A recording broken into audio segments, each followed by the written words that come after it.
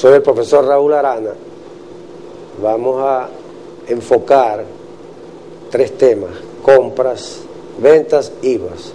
Pero por ahora nos vamos a dedicar a observar cuál es la problemática que presenta el tema de las compras.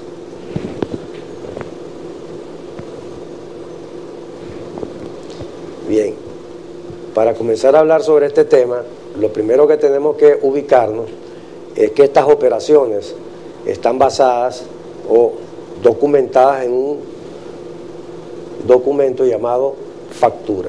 Puede servir ese documento tanto para las compras como para las ventas.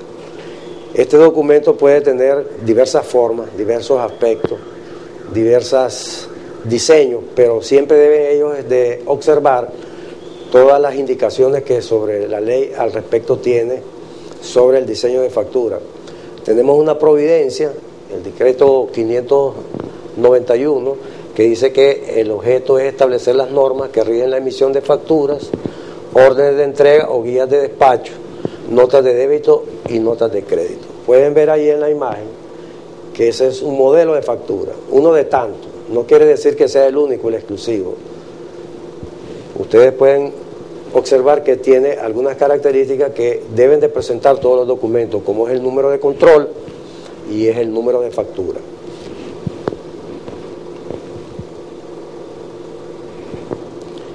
Bien, resaltada ahí con todos sus detalles, se puede observar de una forma mejor, y ese documento va a ser el soporte con el cual se va a registrar esa transacción llamada compras. Hay una breve historia que debemos tomar en consideración sobre las compras, porque las compras es uno de los artes más antiguos que se conocen. Ya desde el tiempo de los egipcios y de mucho tiempo existía este tipo de transacciones, y se basó básicamente con el trueque.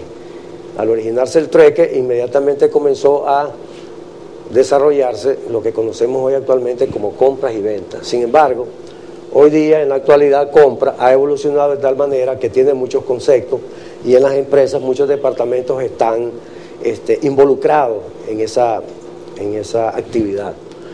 Y así, por ejemplo, podemos ver que ya desde el año 61 en Estados Unidos se comenzó a hablar de la administración de las compras, pero si no fue 20 años después que comenzó a desarrollarse lo que se conoce entonces actualmente como compras. La importancia del departamento de compras ganó un lugar muy importante, muy preponderante en las empresas, porque ayuda a generar, por ejemplo, la ganancia, la riqueza, fijar el precio de compra, el precio de venta, etcétera. Eso ha hecho que compras tenga un lugar bastante resaltante dentro de las empresas.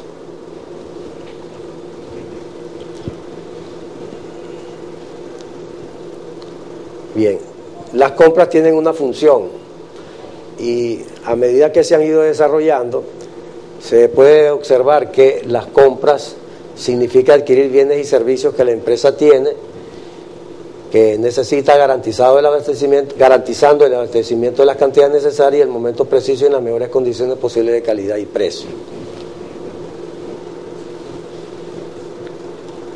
En cambio, aprovisionamiento es un conjunto de operaciones que realiza una empresa para gestionar de la mejor forma posible los materiales y artículos necesarios para su funcionamiento.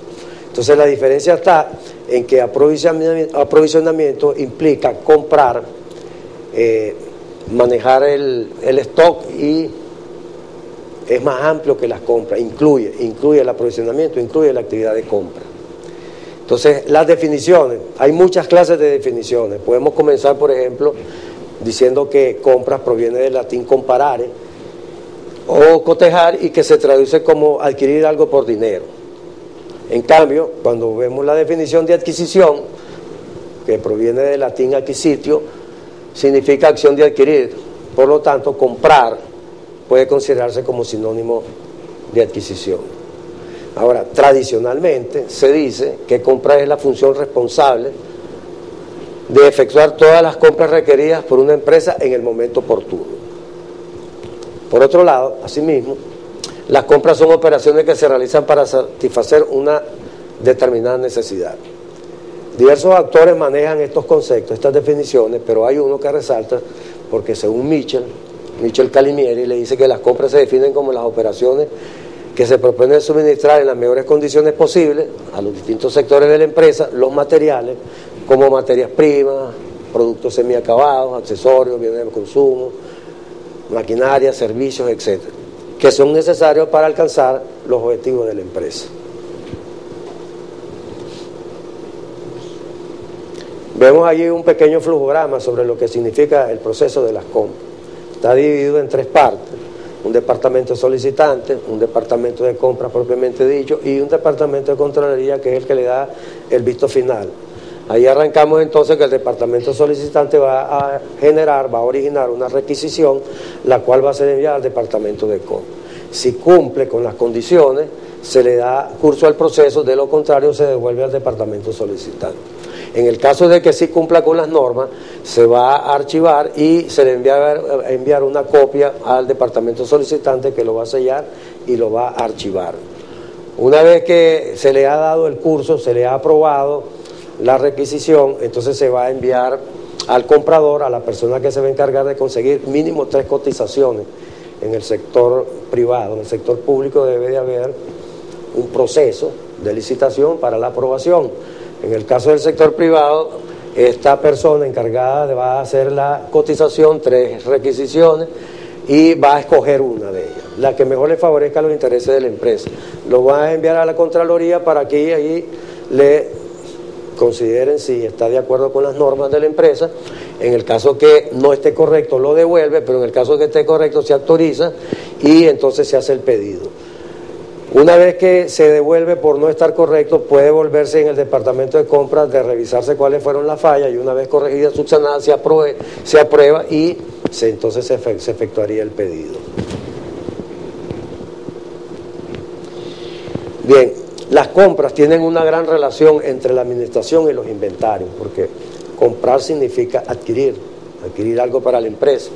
Entonces vemos que la administración de los inventarios consiste en establecer y mantener las cantidades más ventajosas de materias primas, materiales y productos en proceso, productos adquiridos para la venta, empleados para tal fin, la técnica de procedimientos, etc. Los inventarios, como son un puente de unión entre la comercialización y la producción de las ventas, visto desde este punto de vista, el departamento de compra, al responsable le preocupa las políticas que afectan las materias primas o productos, como precios, calidad, cantidades, etc. El control de los inventarios, entonces, por supuesto, significa un buen planeamiento de comercialización u operaciones de producción a corto, mediano y largo plazo. Por lo que un sistema de control amplio e integrado va a tener una estrecha relación con otros departamentos y otras actividades de la empresa, como son el movimiento de caja, presupuesto financiero, pronóstico de ventas, es decir, los presupuestos, etc.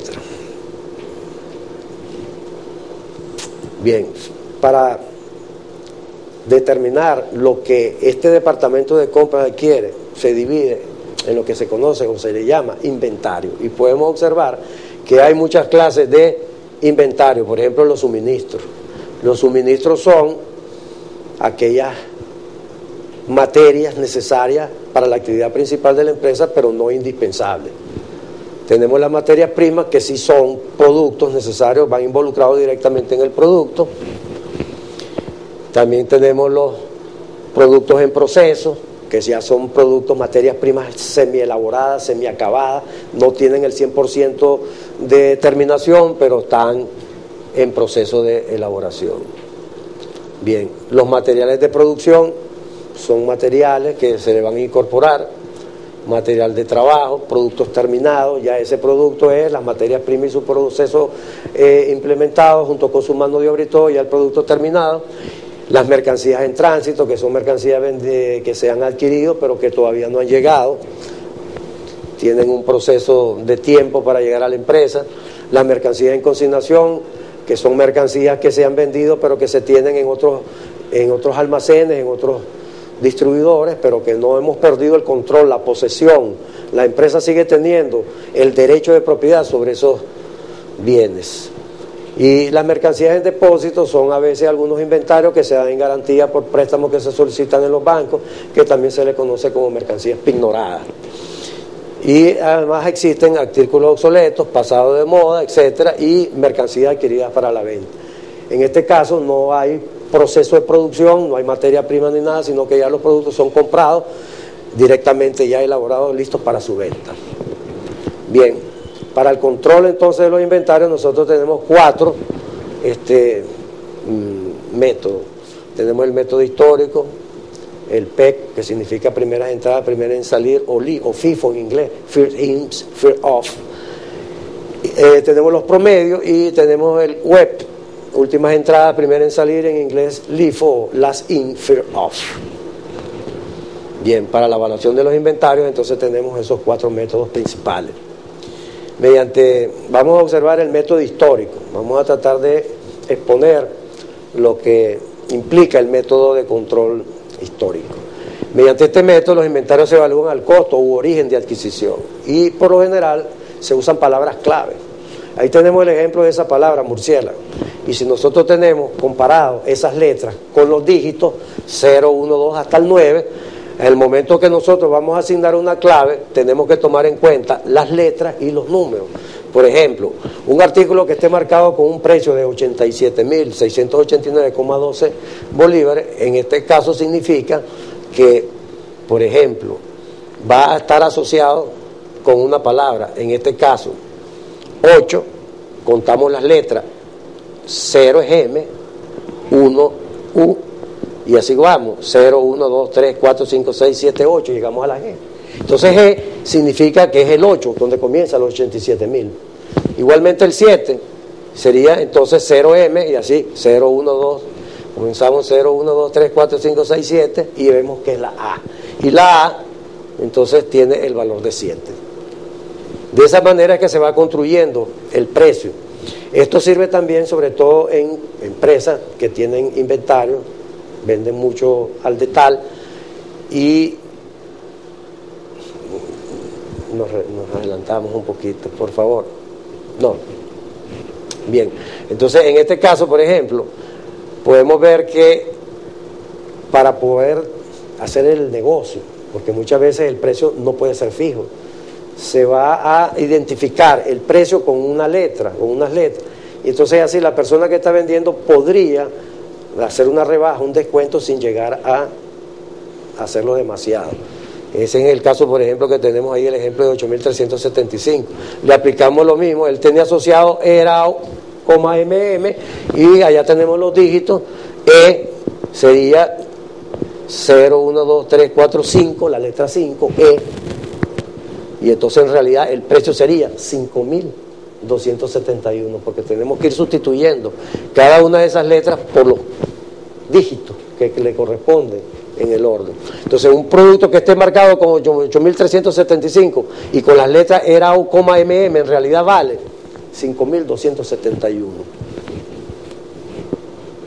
En el PEPS, primero en entrada, primero en salir, o First In, First Off, este es un método que consiste en que van a ser evaluados los inventarios a primeras entradas, primeras salidas. Te voy a poner un ejemplo, una compra de un artículo que se haga el 1 de enero del 2010 costó 50 bolívares. Entonces, nosotros le vamos a dar entrada a 10 unidades por 50 bolívares, que serían 500. Posteriormente, el día 1 de febrero, se vuelve a hacer otra adquisición, otra compra, se compran 2 unidades, 60 bolívares cada una, serían 60. Hemos comprado en las 2 fechas 620 bolívares, que es la suma de los 500 más los 120. Se está vendiendo el día 15 de febrero 12 unidades. Entonces se están vendiendo a 150 cada una. 12 unidades por 150 hace un monto total a venta de 1.800. Bien, pero al momento de nosotros hacer la utilización del método del control de inventarios PEP, vamos a tener que tomar, como la primera compra que se hizo fue de 10 unidades, vamos a tomar esas 10 unidades al precio que se metieron primero, que en este caso fue 50. Faltarían 2 para completar la venta de 2 si la tomamos del segundo lote que hemos adquirido, entonces serían 2 por 60, de ahí es donde viene el costo, 620 bolívares. Para determinar la ganancia, a la venta, que son 1.800, le vamos a restar el costo 620 y la utilidad bruta, porque no se han rebajado los gastos, impuestos y otros gastos, va a ser de 1.180.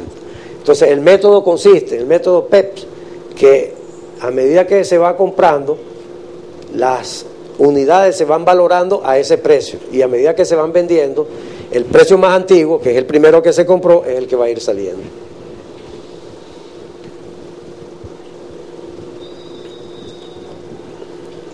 Bien, el método de promedio, siguiendo con el ejemplo que hemos tenido, es lo mismo, pero aquí vamos a hacer una suma, vamos a promediar, vamos a agarrar las 10 unidades que son 500 bolívares y 5 unidades que son 300.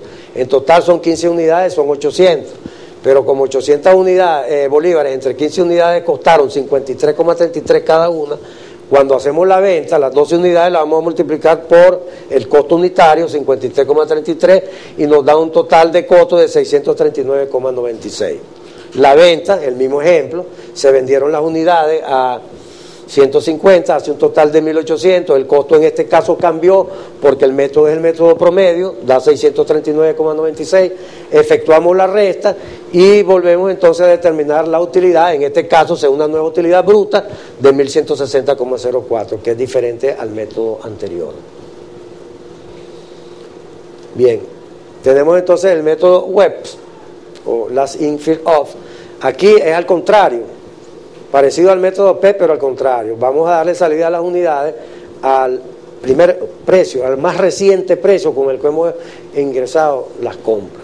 Siguiendo con el mismo ejemplo, entonces, se están vendiendo 5 unidades a 60, 300, y como son 12, esas 5 unidades son las últimas que compramos, salen a ese precio. Para completar la venta, el pedido, tomamos del primer lote que se había adquirido 7 a 50, suma 350. En total, 650 bolívares. Efectuamos la venta, 12 por 150, la misma cantidad, 1.800, pero al hacerle la resta del costo, la utilidad bruta va a cambiar porque el método es distinto. Ya la utilidad bruta sería nada más 1.150. Bien. Para contablemente, porque esos métodos 4 que acabamos de ver es para el control de los inventarios en el almacén, pero contablemente, en la contabilidad, los asientos, el control de los inventarios, nosotros tenemos 2 métodos, el método periódico y el método perpetuo. Bien, vamos a ver cada uno de estos 2 métodos para ver cuáles son los asientos de contabilidad que vamos a hacer al momento de adquirir las compras. Aquí tenemos el método de control por el método periódico. Este es un método que cuando se están adquiriendo las mercancías se va a registrar en una cuenta genérica, se llama compra. Ahí vamos a ir registrando todas las adquisiciones sin afectar las existencias que hay en el almacén. Una vez que este método de control de contabilidad, método de inventario, de control del método periódico, se le llama método periódico porque al menos una vez en la vida hay que practicar un inventario final, motivado a que como cada vez que se adquieren las mercancías se mete en una cuenta genérica, nosotros no sabemos, no hemos ido afectando las entradas y las salidas de almacén y tampoco conocemos la existencia que hay en ese momento. ¿Cuánto vale la mercancía que quedó, la mercancía que no se ha vendido? Por consiguiente, necesitamos apoyarnos en una fórmula. Este método utiliza esta forma: costo de venta igual a las compras, más gastos de compra, menos devoluciones, descuentos, rebajas y bonificaciones en compra. Hay que sumarle el inicial, inventario inicial, y restarle el inventario final. Bien, se llama periódico entonces porque al menos una vez en la vida hay que practicar un inventario final para conocer el costo de ventas. El asiento contable sería el siguiente: se va a afectar la cuenta compra, como decimos, todas las mercancías que se adquieran para vender se van a meter en esa cuenta. En este ejemplo estamos pensando en una compra de 5.000 bolívares. Esta compra va a tener un impuesto, ese impuesto se llama IVA. Ese es un activo circulante y se va a calcular al porcentaje que esté determinado por el gobierno nacional, pues es un decreto que constantemente está variando. En este caso actualmente el IVA es 12%, se le calcula el 12% a esa compra de 5.000 y ese crédito fiscal se va a llamar entonces el IVA. Al momento de hacer el registro del impuesto no lo llamamos IVA, sino que lo registramos en una cuenta que se va a llamar crédito fiscal. El pago puede ser de diversas formas. Ahí vemos que hay una parte pagada con caja, una parte pagada con banco, efectos y cuentas. Pero puede ser una sola o varias, o una combinación de varias. Bien, entonces ese sería el asiento contable para la adquisición. En el método perpetuo es diferente, porque el método perpetuo sí afecta a la cuenta inventario. Es decir, cada vez que adquirimos, cargamos esa cuenta inventario y vamos a afectar las existencias en el almacén. De esta manera, entonces, siempre vamos a conocer cuánto vale la mercancía que está en el almacén, cuánto es la que compramos, cuánto es la que quedó, etc. Por eso se llama perpetuo o permanente, porque siempre conocemos, por lo menos teóricamente en libros, el valor de las mercancías que se están manejando. Bien, el asiento entonces cambia. Fíjese que en el anterior método, el método periódico, se carga la cuenta compra. Aquí lo estamos haciendo a la cuenta inventario.